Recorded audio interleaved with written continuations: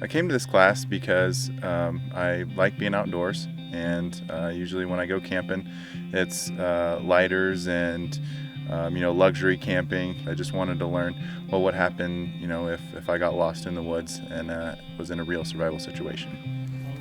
My biggest takeaway from this class was shelter building. I think there's many different techniques to building shelters. So many shelters around here in the area that they show you how to build, and I learned a lot about staying warm and safe in the woods.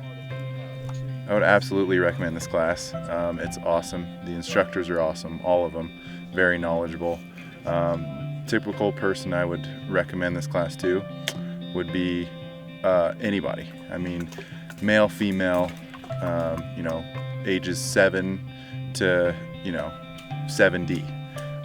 As long as you're comfortable staying outdoors and you want to learn something about surviving in the woods.